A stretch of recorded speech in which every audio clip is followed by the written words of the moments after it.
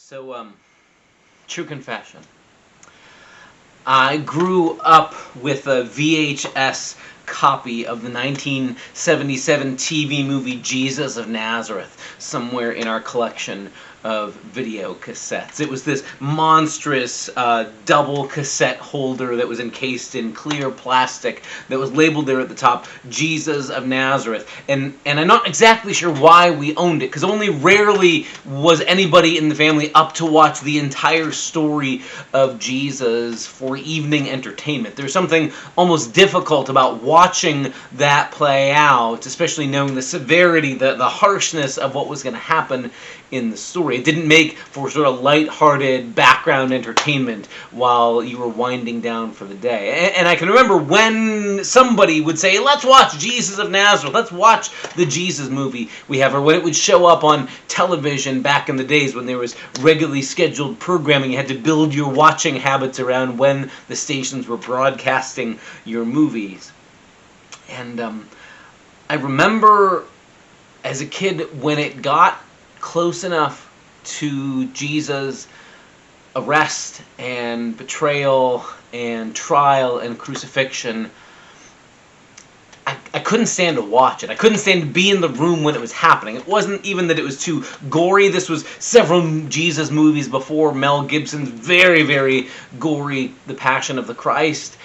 But it was too sad for me. I couldn't bear to watch what was a televised, a movie version of a story, even though some part of me knew what I was seeing on the screen wasn't actually happening to anybody at that moment, that watching it on TV wasn't putting anybody else through the sadness or the sorrow or the torture or any of the crucifixion. But I couldn't bring myself to watch it. So if we were watching it on the video cassettes, I'd hit stop if nobody was around. I'd hit fast forward and skip ahead to right to Easter Sunday. Or I would, if it was on television, I'd sort of find a reason to go disappear and go into my room or the other room for a while, and then come back reasonably when I thought we were approaching resurrection. The last couple of minutes of the movie. And I get it. I got to give kid version of me grace. That's a lot for an elementary school kid to take in. That's a lot to bear, and there's nothing gained exactly by having to sit through and watch the sadness and the horror of it. But as an adult now, I look back and I think, that's a coping mechanism, right? I don't want to have to deal with this thing that's going to be uncomfortable. This is going to cause me pain. I don't want to have to be here and watch it happen, so I will go and come back when I know it's time for the happy ending. That's fair when you're watching a movie, and I guess the challenge becomes at some point in life that we grow out of that, and not just with TV movies, but in other times when people that we care about are suffering, that we not just sort of disappear only to return when everything is resolved, but to be there and to resist the temptation to hit the fast forward button and skip over the sad part. I think that's one of the things I keep coming back to in the story that we're looking at this coming Sunday. The fifth Sunday in Lent, the last Sunday before the events of Holy Week. And this coming Sunday, we're going to hear the story of Jesus and Mary and Martha and Lazarus. And in one sense, it's easy to go, oh, this is the story where Jesus raises dead Lazarus from the grave. It's a happy story because Lazarus was dead and he becomes alive again. And isn't that great? It's like a foreshadowing of Easter, which is true. And it's a story about someone who is dead being raised to life and getting to be reunited with his sisters, and their family is brought back together. But it's about a whole lot more than that. The same way last Sunday when we read the story about Jesus healing somebody who had been born with blindness, that story, like the miracle itself, takes all of 6 verses, but the whole rest of the story is unpacking how this reverberation of Jesus' movement exposes how much the respectable religious people don't want to see the truth, and how other people are open to seeing it and having our sort of personal blinders corrected.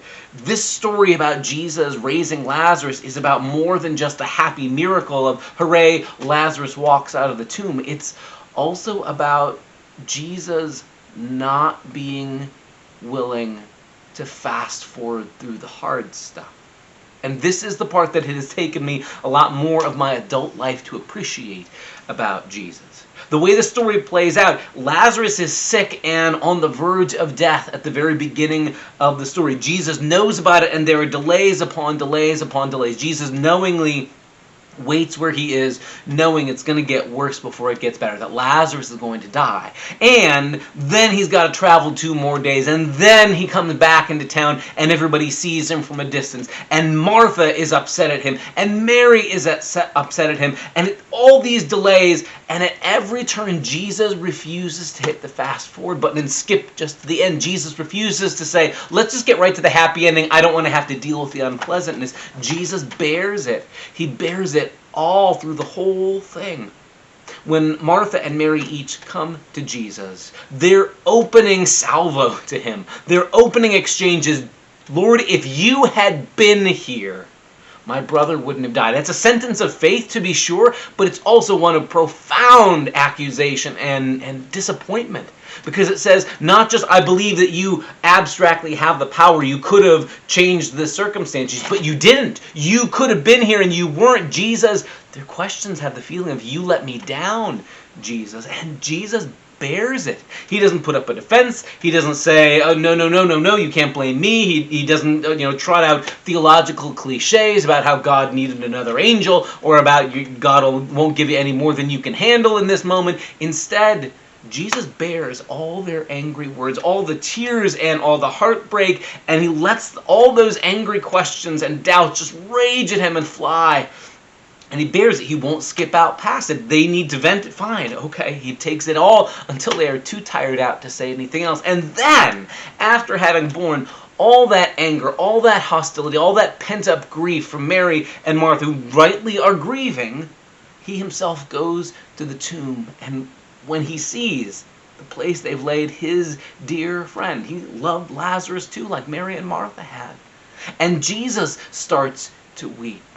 Jesus doesn't skip past that either. Even the point where Jesus calls out to God, he doesn't skip past, right? The words of Jesus' story, of Jesus' prayer back to God in that moment, there at the mouth of the grave, Jesus, knowing exactly what he's going to do, says, I'm praying to you, God, because I know you hear me always, but I thank you for having heard me. We're needing to go through this so everybody else knows what's about to happen here. Jesus doesn't skip past any of the hard parts. And yeah, there's resurrection. Jesus calls out, Lazarus, come out. And the dead man, resuscitated, raised from the dead, comes out and is alive again. And there is this glimpse, this hopeful foreshadowing of what's about to happen to Jesus. Before long, we'll be telling the story of Jesus going to the cross and Jesus being put in a borrowed grave, and how all of his friends are scattered and fearful, how the women have to keep a lonely vigil because the men have all run away, how Jesus is betrayed, all these things that are difficult, and there's this foreshadowing that resurrection will happen. Yeah, but in the story of Jesus and Lazarus, we're given the glimpse of a God who doesn't skip past the hard part, who doesn't fast forward to the happy ending, but who goes through all of it with us.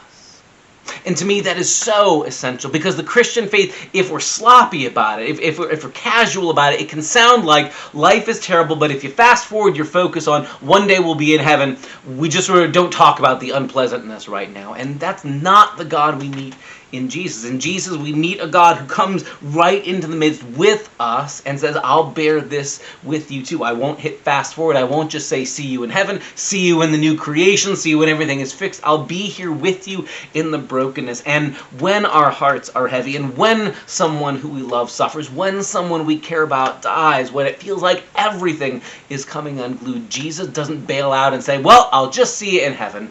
But rather, I'll go through this with you, bearing our angry words and our heartbroken prayers, and the times we don't even know what to ask for. Jesus stays there with us.